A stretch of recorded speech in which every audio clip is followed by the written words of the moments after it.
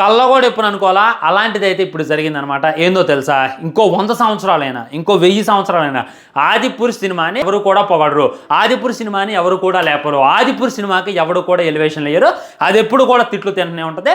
Like Hanuman cinema వచ్చినప్పుడు ఎన్ని తిట్లు తిన్నది, రీసెంట్గా కల్కి సినిమా వచ్చినప్పుడు ఎన్ని తిట్లు తిన్నది. ప్రతి సినిమా ఏదైనా మన పౌరాహిక కథ, ఏదైనా మన రామాయణం మహాభారతం గురించి సినిమా వస్తుంటే మటుకే ఖచ్చితంగా ఆదిపురుష్కి, ఓం రౌత్కి తిట్టులు పడతాయి అని చెప్పి నేనైతే ఎక్స్పెక్ట్ చేశా. అదేవిధంగా రామాయణ్ అనేటటువంటి టీజర్ని రిలీజ్ చేస్తున్నారు, 4000 కోట్లు పెడుతున్నారు. నితీష్ తివారీ హైలైట్గా తీస్తుంటూ ఇంకా ఎన్ని తిట్టులు తినాలో, ఇంకెంత డిఫెండ్ చేయాలో ఆదిపురుష్ అని చెప్పి నేనైతే అనుకున్నా. కానీ కట్ చేస్తే కథ అయితే రివర్స్ తిరిగింది. ఎప్పుడైతే రామాయణ్ మూవీ టీజర్ రిలీజ్ అయిందో దెబ్బకి ఆదిపురుష్కి అప్రిషియేషన్స్ అయితే వస్తున్నాయి అనమాట.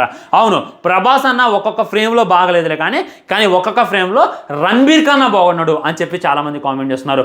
ఇంకొంతమంది ఆదిపురుష్లో ఉన్నటువంటి మ్యూజిక్ ప్రియమధునం అని చెప్పి అనగా అది హనుమంతుల వారిని కలిసినప్పుడు అక్కడ ఉండేటటువంటి బ్యాక్గ్రౌండ్ మ్యూజిక్ ఇవన్నీ చాలా అంటే చాలా బాగున్నాయి.